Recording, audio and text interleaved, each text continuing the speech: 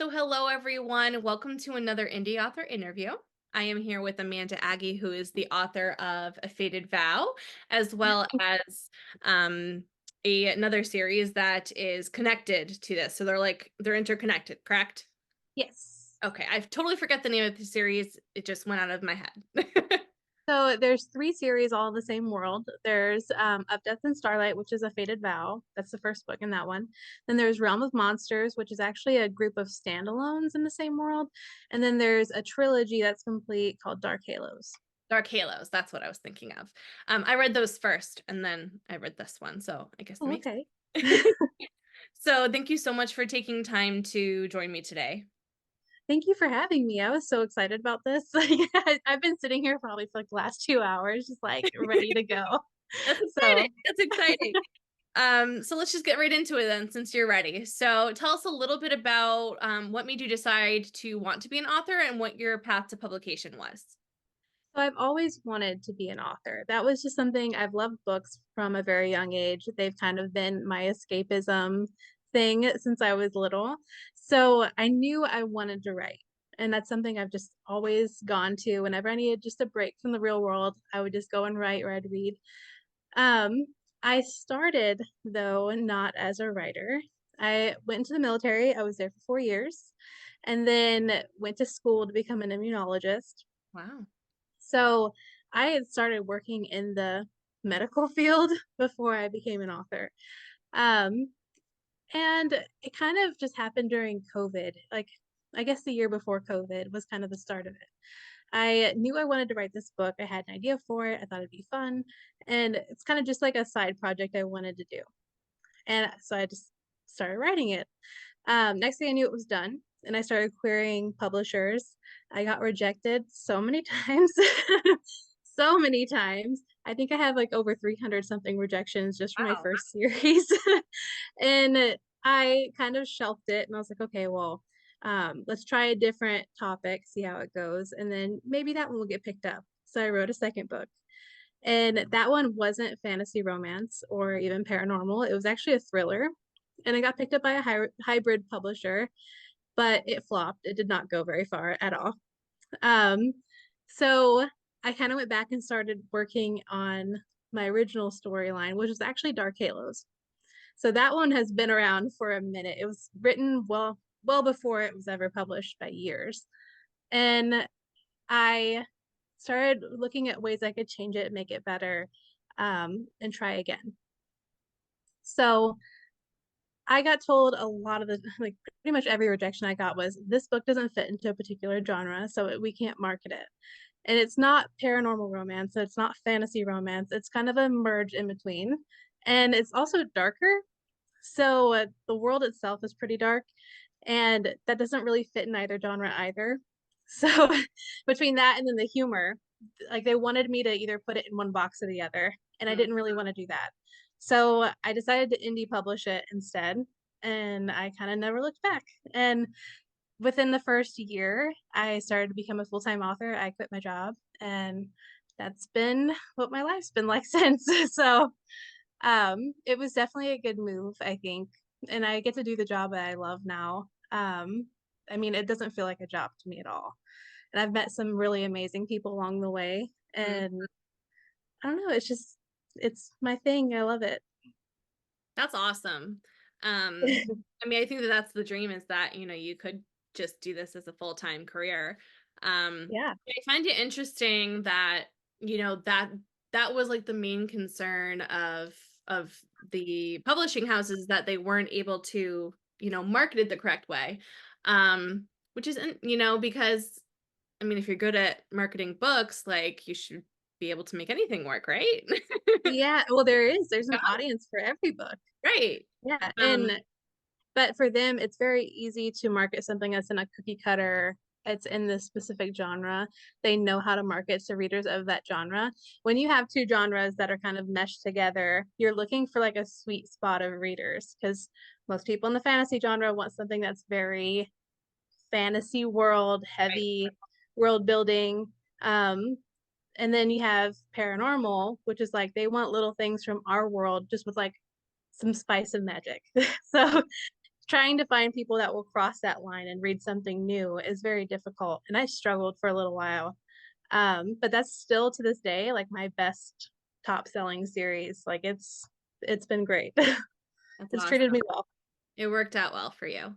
Oh, And yeah. so, you said that the books have been written for years, right? Until, before they actually got published. So how did you write those? Did they just kind of like come to you, and you kind of just wrote everything, or did you pants, or do you plot, or what did you do to write your books? So, my first series, Um, I definitely didn't plot. I didn't even know really what plotting was, to be honest. Mm, I kind of just had this idea and I ran with it. Now I'm kind of in between. I don't really plot still, but I don't pants it either. I know who my characters are before I go in. mhm, Before I even start chapter one, I know everything about the two main characters that are going to be in that book. And then I have an idea of who the side characters are going to be and like what their quirks are and their faults. Um, and I know what the major conflict is going to be and how it will end. mhm. Otherwise, I leave everything else open because if I plot it, I've tried and it goes way off. So as I'm writing, I get little plot bunnies and it's like, oh, like here's this new shiny idea, and then it's gone. And everything I've worked for, like for that plot line is just out of the woodwork. So it's it's just a process that works for me now, just to know, like, let my creativity kinda go where it wants to go. Awesome. And so what would you call this genre? Like, would you just call it like a crossover between, two genres, or what would you name it or call it? I've found that more fantasy readers or fantasy romance readers tend to like my books more so than paranormal because they don't take place in the real world. Mhm. So I still market them as fantasy romances, but I kinda just, like, make sure it's known that there's demons and that, like, technically this is hell, like, and it's just a different fantasy version of hell. And that kind of goes okay. There are some people who will read it and they're like, "This has nothing to do with paranormal romance," or but, I kind of my safe spot is fantasy romance still. Got it. So what do you enjoy most about writing in fantasy romance? The world building. I absolutely love taking different lore and twisting it and making it something new. So a lot of the seven realms comes from like Greek mythology and also like the Bible or um like fairy tales and especially like Irish lore. And so I've taken all like little pieces of all of that and kind of merged it all together. And like for instance, Peter Pan is actually from a Greek god named Pan who used to like lure children with like a flute. Mhm. So that whole fan or that fairy tale, or I guess you can call it a fairy tale, comes from that lore. So really kind of digging into that stuff was really fun for me. Cool. And so what do you need in your writing space to stay focused, considering that you I would guess write quite a bit. I do. I would say definitely caffeine.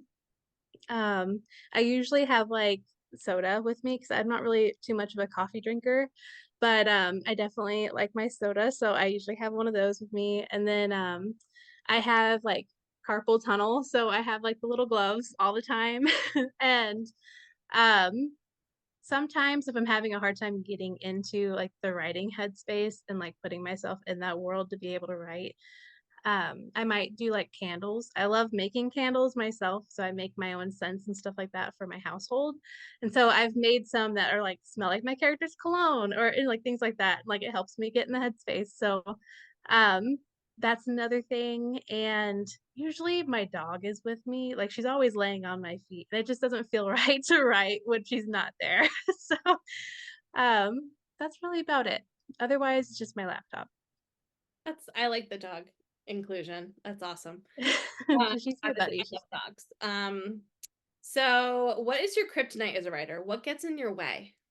Oh, um, I would say, like, rejection dysphoria. Hmm? There's definitely times I've had an idea for something and I'm like, "I don't know how this will go over, and I don't want people to not like it," and so I just won't write it. And usually my PA is like, "Stop. Like, go do it anyway." And she's amazing, so she definitely gets me out of my head sometimes. especially around release day. Release day, I'm like, I don't want to give it to people. Like, what if they hate it? And so she's like, just give it here. Go into your little corner, go read, do whatever you want. She's like, I'll handle the rest. And she kind of takes the reins from there because otherwise it would just never leave me. Yeah, I think, that's, I mean, a very real fear is, like, I mean, rejection dysphoria. I'm a mental health counselor, so I know that more than, I know how that feels, personally as well. So, I think especially when like you are writing like a new series or, even an interconnected, standalones, you have to be like, okay, like this is the original, trilogy. This is the original story, right? Like, are people gonna like that, like those characters are in it, but like not the main focus. Like we're Yeah. exploring somebody else. Yeah, no, I definitely get that, especially when I have so many series in the same world, and like someone might want like a character that's been a side character in like the other series, to have like their own story or something, and they don't like the fact that he doesn't get enough screen time or something. Asmo was a huge part of that, so he's finally gotten his own series, and I've had so many people message me over the last few weeks and be like, "Finally, like we finally get this part of him." But I think the main thing is like especially spicy scenes. Spicy scenes tend to be like my worst ones. Like I don't want to give to people because it's like, what if they don't like this particular part of the scene? And once it's out there, it's out there. There's no taking it back. Right. So, um, but also trying to not have it be the same because I mean, there's only so many things you can do, and so it's like trying to break out of that. Like this is what you're supposed to do, and this is what the norm is, and then add something different to it is very challenging, and to feel comfortable putting that out in the world can be hard. Yeah, yeah, that makes sense. But obviously this is the book that I have. I read the first three via audiobook. I think I messaged you. And I was like, I love Aiden Snow so much. Like now he's like one of my favorite narrators. Yeah, Um, he's incredible. but I obviously have this one, so clearly somebody does like it. Um, all right, give me 1 second. Okay, so let's move on to the next part of the interview where we're going to talk about your newest release, which is A Fated Vow. So if you had to describe this book in one sentence or less, what is that sentence? Akatar meets Hades and Persephone, Shadow Daddy, and Death Magic. I love that. I feel like that sums it up as a whole, like all the way around. So, That's awesome. I think everybody loves Shadow Daddies. So if you oh do, yeah. this is the book for you. And so who is your favorite character to write and why? Oh, Asmo, 100%. Like he's got such a like a tragic past, but he's also like I don't know, he hides everything from everyone. Like he's a very emotional person when you like read his chapters, but he doesn't like display it at all. So like being able to get in his head and like he like see the other side of him where he really does care about just about everyone and wants the best for him, but he's also gonna like roll his eyes at you if you get in trouble and be like and then like go push up his sleeves and go get you, so I absolutely adore him as a character. He's just so well rounded, and seeing his story go from Dark Halos to Realm of Monsters to this is just like this is like the icing on the cupcake. Mm-hmm. um but yeah, he's by far my favorite. I think out of all of my books, not just in that one. So Mm. um, he's kind of become the main character of the seven realms as a whole at this point. He's definitely a favorite for me too. But I have to say that, and I have ADHD, so I don't necessarily remember names very well. So the kitty. Oh, Lurie, Yes. from I from Dark love, Halos. I love the kitty. She's so cute and so Have, funny. have you finished A Fated Vow yet? Or I don't want to Yes. spoil anything. Okay, so there is a cameo where she comes in and she's like chasing down the gargoyles, and that was just so much fun.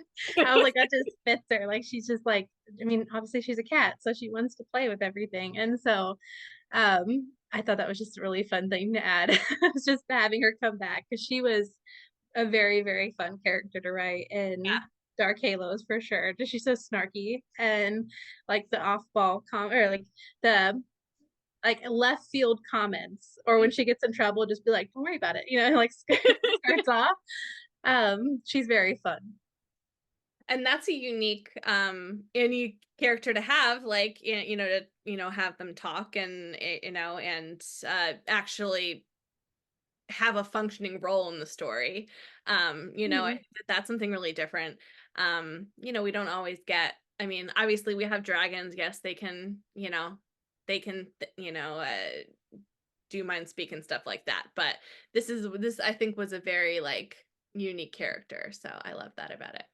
Thank you. She was very heavily inspired by, I'm probably gonna butcher this. I'm so sorry. It's my accent, I promise. But Cheshire Cat, Yes. from Alice in Wonderland. Like, she was like that embodiment for me because I was like, this is perfect. Like, she could be this monster cat who just like ends up being this witch's familiar, and it just all came together for her so much. And I don't know, I really didn't want, in a lot of dragon shifter books as a whole, Mhm. like, or not dragon shifter, but like where they have dragons that they're bonded with that Yep. can do the mind speak thing. They are very much side characters. Like, they are there, but they're not really an integral part of the plot. And so I was like, I really want her to have more of a say and like a part in this Yeah. story than just kind of be present. Um, so yeah, so she was big for me. I actually have, I don't think it's in here. It was on my bookshelf. My 2-year-old might have taken it, but I have like a little crochet Lurie So and cute. she thinks it's the best thing ever, so she steals it off my shelf all the time.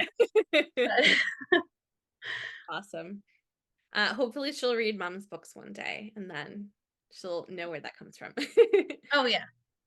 And what was the most challenging part of writing A Fated Vow? The most challenging, I think, was wrapping up the ending and finding a good spot to stop. Because, Mhm. like, the way the arc goes, like, there's just so much that picks up, like, right in the middle of the story. And trying to find a place where it's like, okay, like, you got a taste of, like, they are still, like, you know, no one's hanging off a cliff necessarily, but this is a good spot to stop was very challenging for me. I probably redid the ending about 7 times before I was like, "Okay, like, I'm done. Like, I'm not gonna touch it anymore."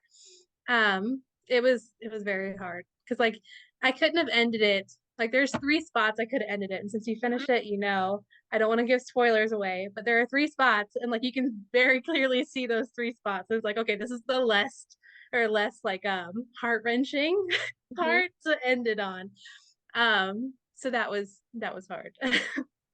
And that's been one of my follow-up questions a lot is like, how do you know when to end it? Especially if you are going to have, I mean, I know that they're interconnected standalones, but how do you figure out where you're gonna end that? Like I mean, everybody loves a cliffhanger. I mean, maybe they don't, but I do. Um, but it's like, where do I stop telling the story for now and like get my readers interested so they'll keep reading.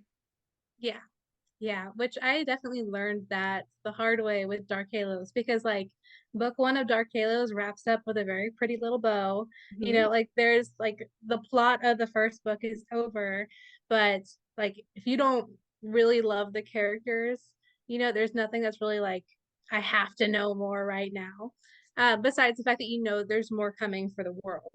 Mhm. But there's not it's definitely not like a Fated Vow where there's like, okay, like I have to know what happens next. And so I really wanted to kind of find a spot where you still had that feeling where readers do want to read in the second book. And not that people don't follow through with Dark Halos because they do, but I feel like it would have drastically been a lot more people had Mhm. I have not tied everything up in a neat little bow for every single book. Because there's just nothing that's necessarily driving you to wanna get into it right now. If it's tied up in a bow, then it's like, "Okay, I can set this down for 6 months and then go back to it if I feel like it." There's nothing that's pushing them, like, right this second to do it. Right. Um, but at the same time, as a reader, I absolutely hate cliffhangers, like, they drive me insane, so I won't start a series until there's at least, like, 2 or 3 books out because I'm a binge reader, so it's like when I binge, I'm the I same. want everything there. So um, so it's kind of hard for me to be like, "Okay, like, let's, not tie it all up," because as a reader, that's what I want. Um, that's been a very difficult shift for me to, like, put on the author hat and be like, "Okay, no, I have to stop here." Um, but it's getting there. I think that it was a good spot. I had a lot of people message me, and they're like, "Thank you for not doing it at the first or the second spot because I knew exactly where it was." And then, like, this one hurt a little bit less. I was like, "Okay." So, I I'm think totally like you in like having books, like series like need to be complete. Like unless they're starting out, like a Fated Vows, like okay, like I'm gonna read them as they come out because that's it's just a new series. But for Stasia Stark series, mhm, I just read I read the first one and then I stopped and then the last one is I think it's the last one. It's coming out on the 30th of May. So I just read the next two. So I don't have to wait that long. And then yeah.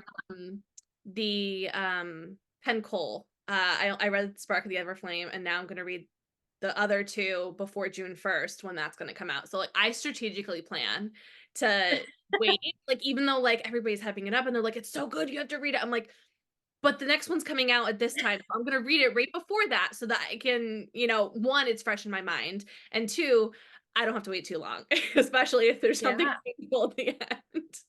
Yeah, well, you just never know what's gonna come up because, like, they might have this plan to publish, every, like, 6 months Right. or something, where you kind of get used to that rhythm of, like especially in a longer series, and then all of a sudden something, like, happens in their personal life, and things come up and they slows their publication down, and now you're, like, left on a cliffhanger for, like, a year. Like, that actually happened with one of, my friend's series. I was so hooked. And, like, I mean, I got all the way to, like, book 5, and then she ended up having some really, really major personal things go on where she was like, "I have to take, like, a year off, if not more, because one of her kids was sick with cancer." And so it's like, when you add all that stuff, like, it's really hard to be creative when you're dealing with that much stress. And so Yeah. it's like, I was glad that she took the time off. So, like, I'd rather her take the time off and then come back to it when she's in the right mindset than have her try and write when she's not in a very creative mood. Um, but yeah, it was hard because I was like, "You left it on a cliffhanger, though." Like, you gotta give me at least a chapter to know that everything's okay. Um, but but yeah, I try to wait until, like, the last book is coming out before I'll dive in.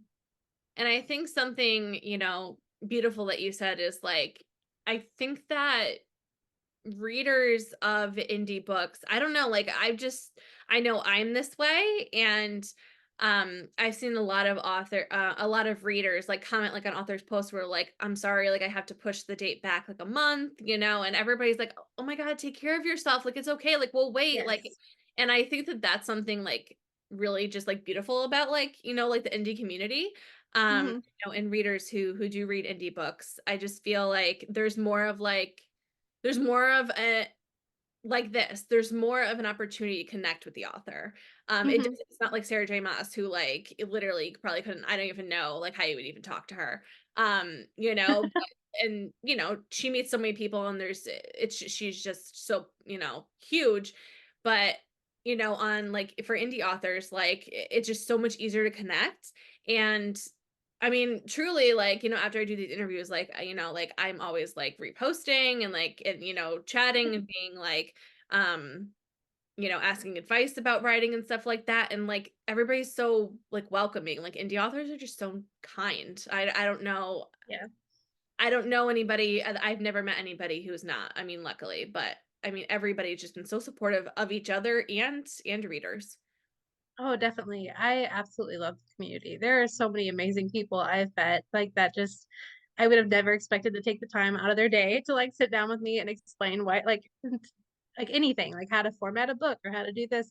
Like, they've taken the time to sit down with me and show me, had I reached out to, like, Sarah J. Maas or, like, I don't know, Nora Roberts or someone huge like that, they probably wouldn't have had the time to do that Right. or have even given me the time of day. So I, I definitely think in general, not only do readers have the ability to make connections with authors, but authors have the ability to make connections with readers as well. Like, there are so many, like, just readers that have reached out to me that I've started a conversation with, and, like, we talk all the time. Like, they message me out of nowhere and be like, "Hey, like, how are you doing?" And we'll sit down and have a chat. And, like, I don't think I would have gotten that had I gone traditionally. published because I don't know, there's just not as much of a reader author connection there. Like it's all very behind the screen, like almost like the Wizard of Oz, like you're way back in this corner doing your thing and then you just like give the book over when it's done and there's not really like a community that you're interacting with every day. Whereas indie authors, we rely on that community to Mhm. build our author platforms for one, and then two, like that's how we get our books out in the world is by telling people like, "Hey, like, have you heard of this book?" And like showing it off and talking to people and like then they go and tell their friends. Like it is all about community on this side of the fence. Mhm. Whereas over there, they have a publishing team and a marketing team, and they don't have to do that. They don't have to connect with people. And I think that's where a lot of authors kind of get lost in the mix when it comes to traditional side, is they don't have to do that community outreach. They don't really get to experience what it's like and to know how cool it is. Mhm. Um, because it's definitely pretty amazing. Like there's so many people I would have never had the chance to meet had I not done this. And they're just so sweet and so nice and like they check on me all the time just to see how I'm doing or we'll chat about my characters and that's just so unbelievably cool just to have someone to talk to about my characters and not feel like they're just all in my head. So um but yeah. Sorry, I keep like rambling on. You No, can tell me to stop. I'm interested in this, obviously, or I wouldn't have asked asked the question. Um, I you mentioned marketing, and so this thing is being really annoying. Marketing is like a huge thing for indie authors. But it's an undertaking because you're doing it all yourself, right? Yeah. Like I mean, you had to promote your books. There's nobody behind you, like you said, helping you. So tell me a little bit about like the struggles of marketing. Like like what's hard about it for you? All of it. I mean, you had to um book up, right? So you need to have some confidence that your book yeah. is something that Um you should read. So I think the biggest struggle for me with marketing in general is just being willing to put myself out there. Mhm. There's definitely, I don't know, I'm also like neurodivergent and I have autism. So between those two things, it can be very difficult to put yourself out there because you feel like you're going to get judged a lot just for how you speak or like the fact that you don't understand some things. Like for instance, it's really hard for me to read people to know like, okay, like they're okay with this, or I'm overstepping or I'm oversharing, and to know like when to stop talking or like especially the rejection dysphoria is a huge part of that. Mhm. Um, or like not understanding like certain what's an example? Um, I don't know, like references and stuff. Yeah, Like, yeah. it's definitely there's a almost like a wall there. So it's like trying to get over that language barrier and, like, social barrier is really hard for someone with autism or on that, like, neurospicy scale. Yeah. Like ADHD, for instance, like you mentioned having it, that's definitely a huge part of it for me too. Is it's hard because you are not necessarily what everyone considers cookie cutter normal. And so when you're different, you definitely get judged more for everything that you do. But at the same time, like we try very, very, very hard to almost like mask that part of ourselves sometimes. And for me, it's very hard to like be like, okay, I don't have to mask my personality or like fit into this certain little box. It's okay to be myself because there are other people who are dealing with the exact same thing that I need to be able to show like, hey, this is okay. And so I've been doing it. I've been putting myself out there, but it's definitely harder than I anticipated for sure. Um just feeling like I don't know, like you're out of place almost with everything. But yeah, that's kind of that. I think I've only interviewed female authors, I believe. And I have to say at least 90% of them have ADHD. And I definitely think I have a touch of like ADHD. I think a little bit. Never been diagnosed, but I have some thoughts about it for myself.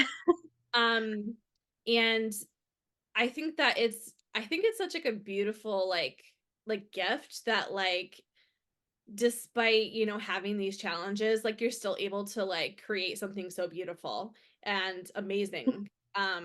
Like, I just think that that's just like, I don't know, it just like makes me feel good inside. It's like, despite things being hard, you still prevail, sort of thing. Like, that must, do you feel that way, or do you not feel that way? I don't, but I have people tell me that. Like sometimes it's like, okay, like I am like I'm doing something right, Mhm. but it's it's still one of those things that like there's not a whole lot of representation, especially for like autistic like authors or like influencers or any kind of like person who puts themselves in the spotlight. Mhm. There's not a huge community for that. And so it's like but there are a ton of people who struggle with that. It's like I want there to be a representation for it somewhere. And Mhm. especially because like both of my kids are autistic and my daughter is nonverbal. So she speaks with sign language and stuff. And it's like I want her to grow up and know that, it's not just her, she's not alone. There is a whole community out there and that there are representation in books for that. There are like all these different communities so she doesn't feel so alone. Because when I was growing up, I definitely felt very alone. Like I was weird or like in this, like I didn't fit in with people just because of that. So if I have just even like the tiniest chance to make a difference with that for her and for my son, I definitely will. Um, so that's something I include with all of my characters, like in my books. Like there's definitely like mental health rep. There's like a lot of my characters are neurospicy in some aspect, or they represent some kind of struggle with neurospicy. Um, what's it called? Like ADHD, autism, things on that scale. So, like for instance, Asmo, he has rejection dysphoria, and then there's Alice who struggles with emotional dysregulation Mhm. and different little things like that. So that's something I've really tried because I know there's someone out there who needs to know that they can still be a badass and have these things. So that's that's kind of been my mission throughout the entire thing, even if it feels weird for me. That's really cool. And so going to the next question, do you have a favorite quote or a favorite scene from this book? So my favorite quote is one of the quotes from the very end where he's talking about hang on, I'm gonna read it word for word. Hmm. Um so my favorite I'm gonna start with my favorite scene. I'll talk about that while I'm pulling it up real quick. My favorite scene from this book is when they're in the graveyard and like um Asmo's trying to find the bodies like that they're looking for, and she's buried in there. So obviously she knows where they are, and like she's like, "You're standing on them," and he's like, "What?" And like hops over, and she's like, "They're there too." That's like one of my favorite scenes, and just the banter in that scene is just like love it, absolutely love it. As for my favorite quote, um, okay. So towards the end, he's like, I won't lie to you and say you haven't been promised and bound to darkness. I'm the Prince of Death, and the title fits me well. But I swear to you, Valeria, you're my brightest light. Um, I'll be better with you at my side. I'll become the man you deserve. I just can't be him today. Like, I was just like, I was so proud of myself for that one. Um, yeah.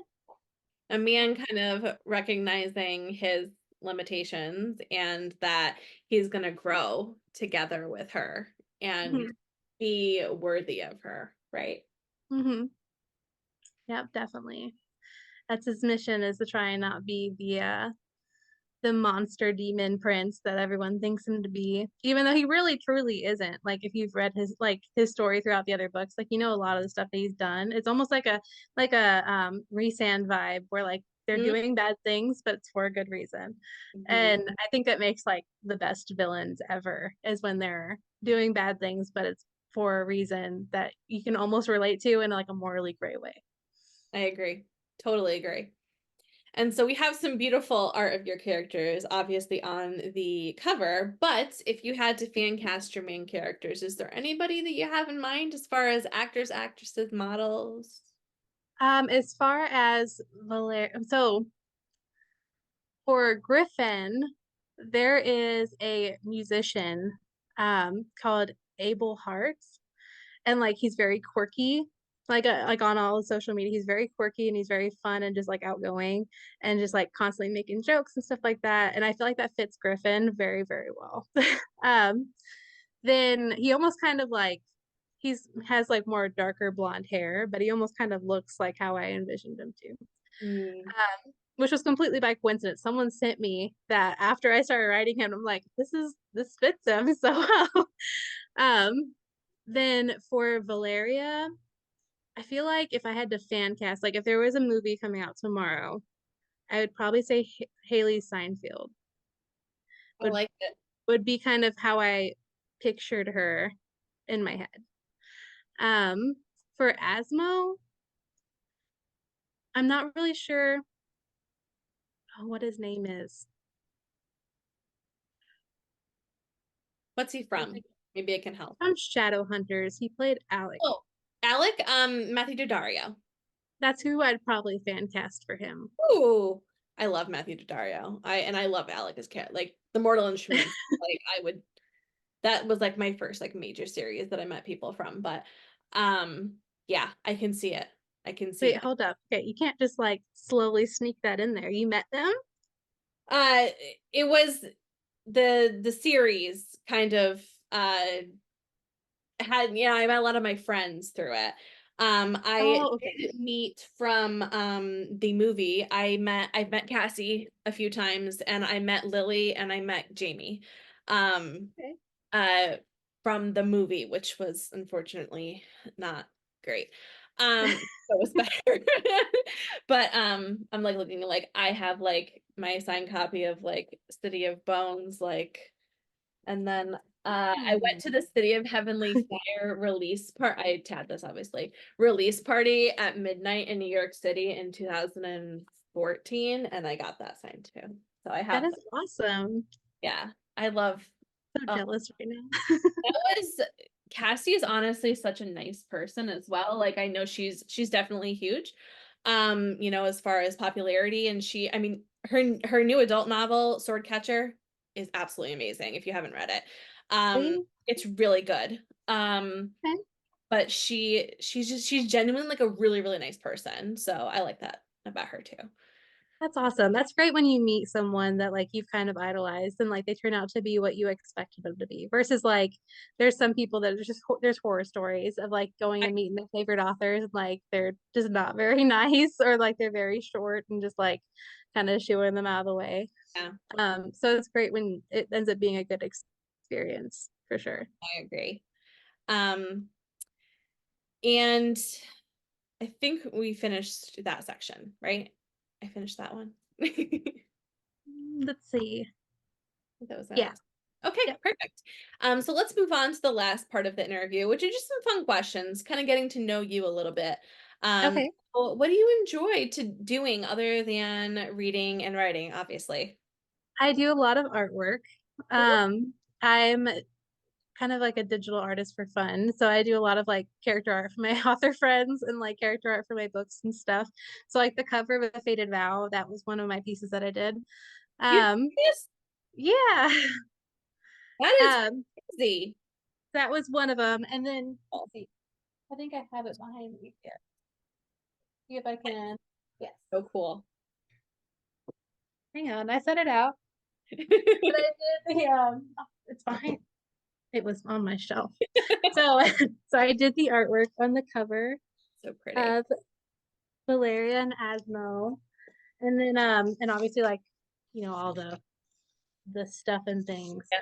But I also did the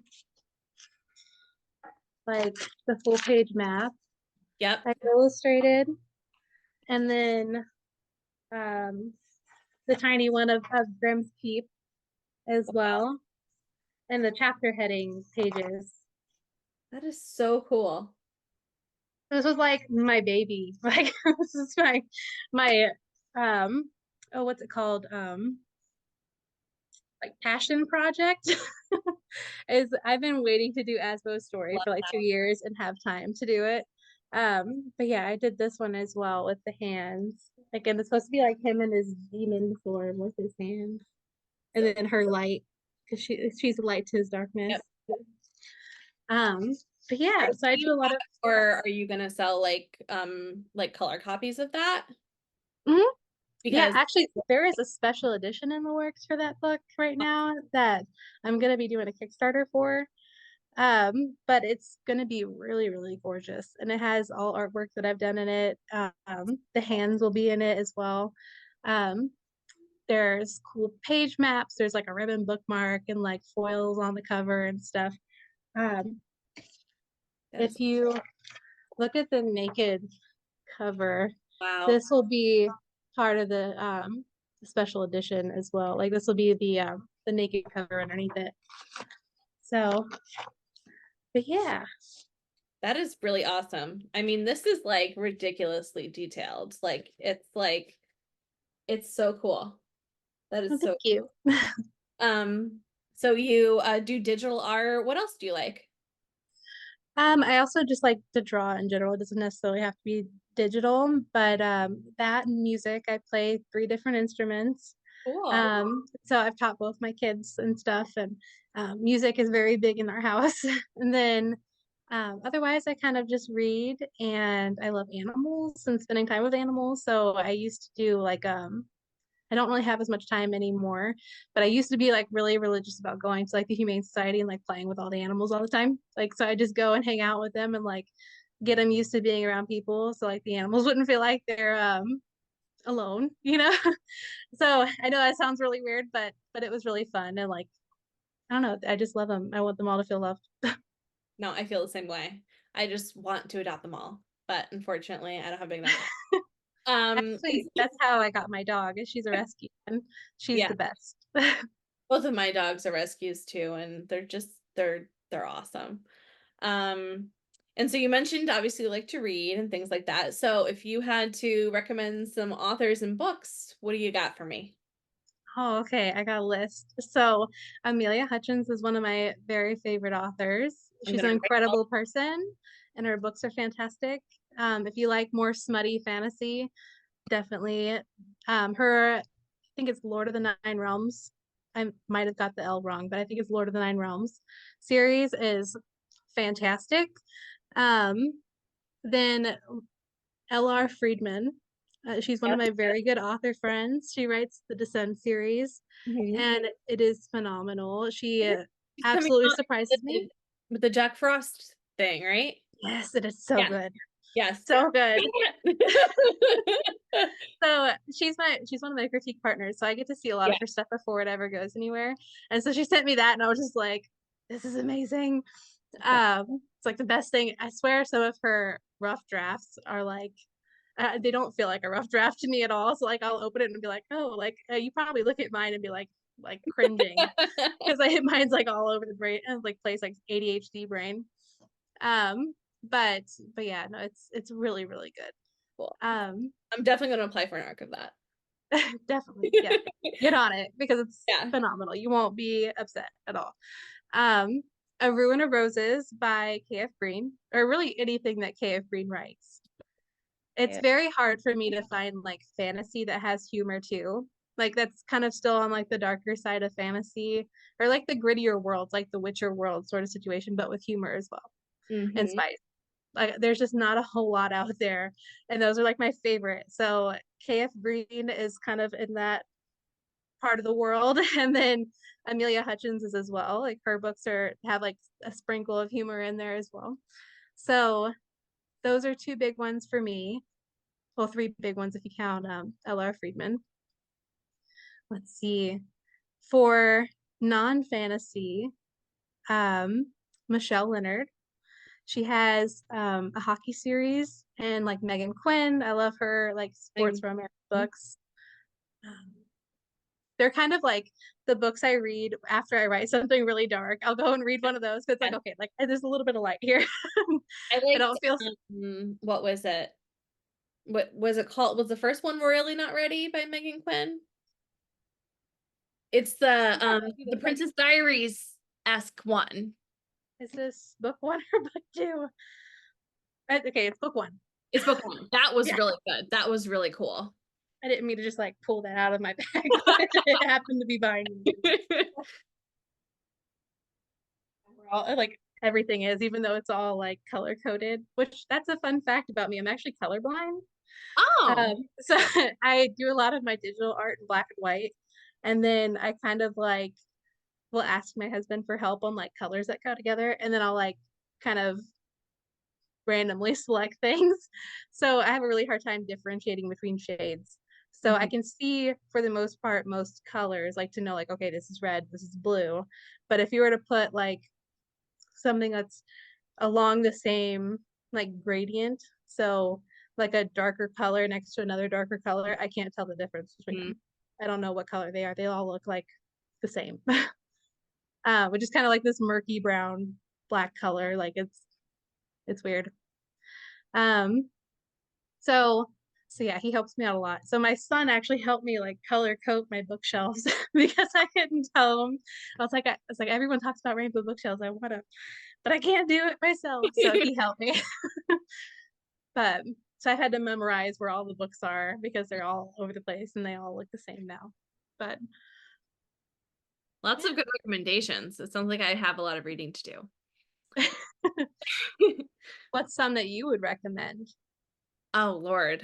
So I just read Threads of Fate by C.A. Blooming. It comes out on the 1st of June. It blew me away. It was amazing. And I told her that I finished it and she's like, "You're already done?" And I'm like, "Yes." Like I am done. Like I literally picked it up like whenever I could. A Baron of Bonds, by Chelsea Ann Tompkins. It's the second one, in her series.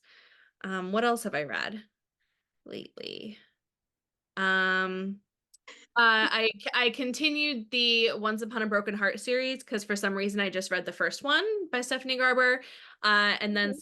another author was like, "Oh, I just finished like the Caraval series," and I read the Curse of a Broken Heart, and I'm like, "Oh, I only read the first one of that, so I should probably keep reading." So I listened to the second one today, and I'm starting the third one. I mean, I have so many books on my like all of these books, which is another like it's a blessing. I have interviewed every author on this shelf because it's my indie author shelf. And so when I interview an author, I buy at least one of their books. And so I've interviewed every author on this shelf, which is really cool. That is Um, awesome. but but yeah, I mean The Butcher and the Bard, I think that you may like that if you like the grittier like Witcher kind of thing because it she markets it as Throne of Glass meets The Witcher. Oh, So I okay. think you may like that. Um what else is like your trying to think if there's something like your book like in that realm. I don't think so. I think that your genre is pretty unique. I don't think I have anything like that. I mean, I have a lot of retellings, Hades and Persephone, but yeah, so those are some that I would recommend. I I love reading so much. I read so much all the time. My Kindle Unlimited definitely gets a workout from it. Mhm. I um, hear that. and so do you listen to music when you write? I do. I kind of it's not really like true music though. I mean, sometimes I do. Like if there's like a scene where it's like I think of a song that would really fit this scene, I might listen to it while I write it. So I make playlists for all of my books for like the songs that I do listen to while I read or not read, but You, write. yeah. A lot of the stuff I listen to is almost like Bridgerton instrumental, like like where it's like usually songs that everyone knows, but they're more instrumental, like violin, like really like something you put on in the background and not be overwhelmed with while you're writing and still be able to think.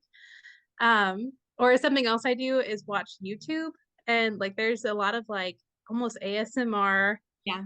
um, like scene setting videos where like you're in the woods Mm-hmm. like, and it's like you can hear the water and like you can hear all the birds and stuff like that. So if I'm writing like a scene in the woods or like in some creepy castle, I might put that on to kind of help get in the headspace.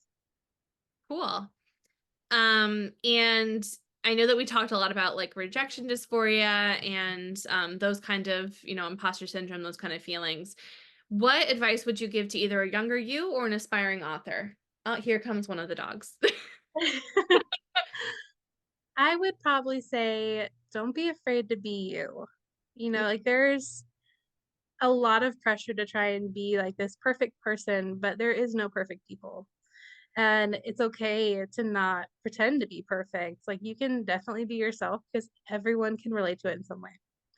Like there's no, you don't have to put all this pressure on yourself to try and write 10 books a year or like say, you idolize this one particular author because they're just killing it at the game.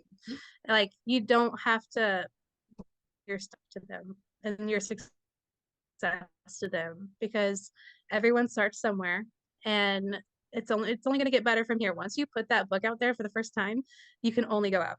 Like there is no like you're a published author at that point. The more you write, the more you put out there, the more you interact with people, the bigger you're going to get and the more success you're going to see and the more people are going to read your books, and that you'll be able to talk to.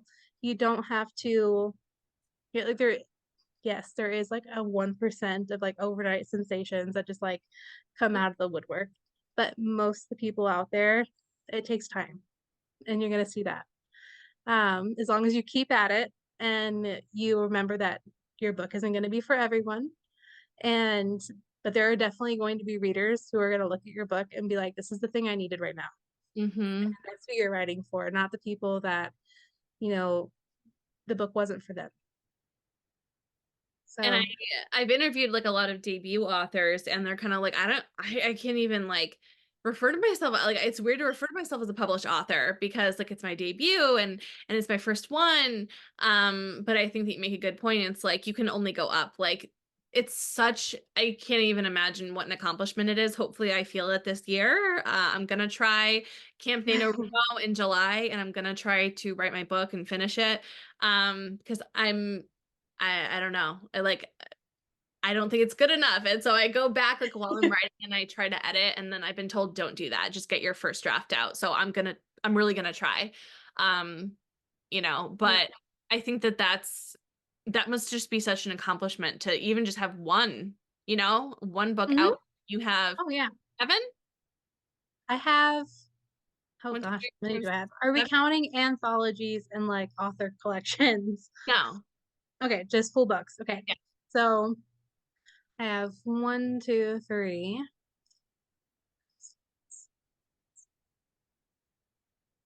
I have 11. 11. Wow. That is so Um, because I think I have three in my Realm of Monsters. yep, Obviously a Fated Vow, yep. and then the three for the Dark Halos, three for Hell's Bells and Demon Deals, and Hmm. then I have two thrillers as well. I Cool. don't know how many that is. I'm terrible at math right now. Like I the other thing I struggle with is like chronic migraines, and so I had one last night. So my brain is just like mush up there right now. It's it's not the math ain't mathing anymore at this point. Math never maths for me. That's why I'm a therapist. Um, and so obviously, your world is hell. I don't know if there's anywhere that has inspired it that you've traveled. I hope you've never traveled to hell. But is there anywhere? What about your little forest here? Is that based off of anything, or somewhere that you've been, or somewhere you live, or? No, I would say that like my world itself has been pretty much made up in my head. Like there's not really been anything that's inspired like the setting. Um, except for I would say maybe Hellhold Castle.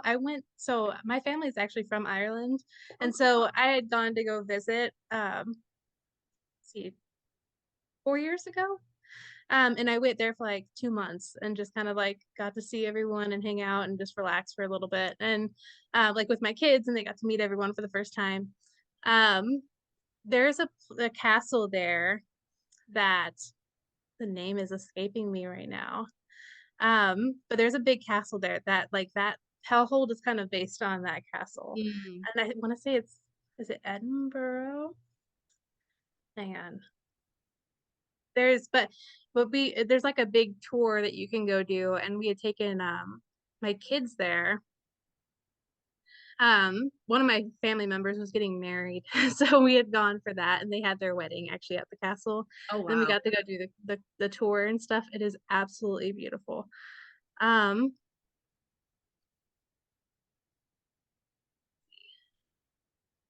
but Hellhold's definitely. based on that for sure. Um, it's called Bunratty Castle. It's like a tour place that you can go to. That's awesome. I love castles. I wish we had them here. Um, and then, what sort of upcoming events, signings, do you have anything coming up? I mean, I know you have one, but Yeah, I know I you have have Imaginarium coming up, which I'm a super excited about. It's been stressful getting everything ready for it, but I have a lot of author friends that are going there and I'm so excited to see them again.